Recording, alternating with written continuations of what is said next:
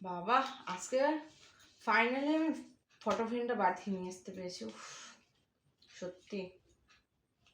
হে পিয়া, পিয়া রে, আসো আসো, বসো। টাকাটা যে নিয়ে আসলি, বললি পরশুদিন দেব, সে তো টাকাটা দেওয়ার নাম করছিস না কেন রে? নেওয়ার সময় একরকম, দেওয়ার সময় একরকম, এগুলো কেন করিস? লোকের টাকা দিয়ে ফটো ফ্রেম বাঁধাচ্ছিস, তা টাকাটা দে। এ কি মাংস খাচ্ছিস? প্রায় তো মাংসের গন্ধ পাচ্ছি। এর পরের দিন আসবো, ওই দিন দিবি। ওই দিন কিন্তু না দিলে কিন্তু অবস্থা খারাপ আছে। তুমি কাউকে ভয় দেখাচ্ছ?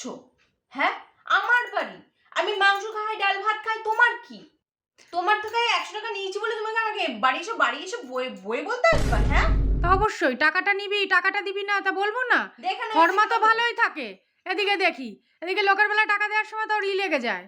দেখে নিও, পরে দেখে নিও। হ্যাঁ, পরেই দেখে নেবো। আসছি পরশুদিন, রেডি হয়ে থাকিস। তোমার কোনো বিবেক বোধ নেই? ভোর সন্ধ্যাবেলা লোকের বাড়ি এসছো টাকা চাইতে। ও বাবা, আমার কিরকম টাকা? বিবেক না তোমার? না না না না না, বিষয়টা হচ্ছে আমার টাকা আমি চাইতে আসবো আবার সকাল সন্ধ্যে রাত দেখতে হবে নাকি? একটা লোকের বাড়িতে ও তুমি গৃহস্থ বাড়িতে এসছো না, সন্ধ্যাবেলা তাইলে টাকা চাইতে? না, তার মানে তোকে টাকাটা দিয়ে আমার ভুল হয়ে গেছে নাকি? তো তুমি হ্যাঁ, ভোর সন্ধ্যাবেলা এসছে টাকা চাইতে। ও তোমার নেয়ার লজ্জা বেলায় খুব নেই? ভাল তোমার লাগে লজ্জা নেই? যখন মাংস খাও, গন্ধ পাই তো বাড়ির তোমার থেকে। কি? তোমার কি? হ্যাঁ, তা লোকের টাকা দিয়ে খাও।